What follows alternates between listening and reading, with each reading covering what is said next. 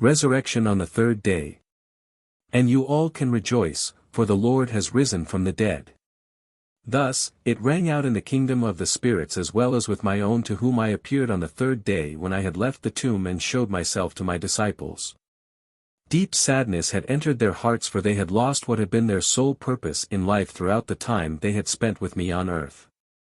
They believed that they had lost me to death forever, since they did not and could not believe that I would rise from the dead, even though I had informed them of it before. The disciples were still earthly bound in that way, and the reality of the earthly world was sobering to them. They were seized by so much fear and lamentation that I wanted to comfort and strengthen them, and thus appeared to them after my resurrection. I had given them the task of going out into the world and proclaiming me, that is, spreading my divine teaching of love and informing people of the act of salvation which I had accomplished for all humankind.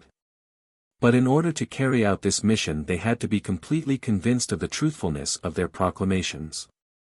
And the act of salvation also included my resurrection, which ultimately was the crowning glory of the work of salvation, for the people should be informed that I had defeated death, that death need never ever be experienced again by anyone who follows me, who wants to receive the blessing of my act of salvation, and who thus leads the kind of life that I had lived on earth.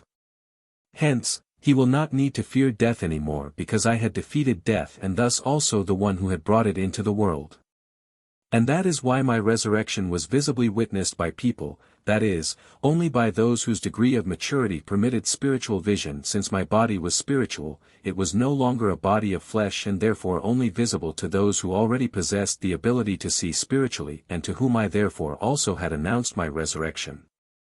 The fact that my tomb was empty certainly also surprised the other people, yet they all looked for other explanations than that I had risen from the dead. And this teaching will simply always require a belief which, however, can be acquired by all people who voluntarily step under my cross, if they want to belong to those for whom I died the most bitter death on the cross. The belief in me and my act of salvation simultaneously includes the belief in my resurrection, because a soul having been redeemed by my blood already has the inner certainty of an indestructible life. The disciples were not yet permeated by my spirit, they were still in the dark after my crucifixion, for their fear did not allow any light.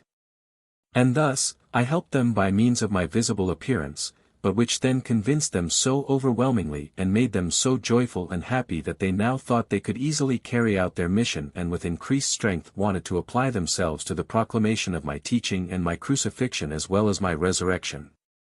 In the days after my resurrection I was able to convey instant strength to my disciples, for the salvation of their souls had progressed and they were already able to free themselves from their previous lord, and then they unhesitatingly proceeded with their preaching ministry, because they knew that they could no longer die, or that only their body could die, but that they would continue to live in my kingdom, and thus death had now lost its sting for them too. Hence the act of resurrection was more or less first an aid for my own, whom I had left behind in utmost psychological distress, because their faith had still not reached the necessary steadfastness for their task of spreading my word throughout the world. But they were meant to speak on my behalf, and therefore they had to also have this convinced faith which only required their complete redemption, but then all my disciples irrefutably possessed this faith so that they were able to be truly devoted proclaimers of my teaching once their mission began. Amen.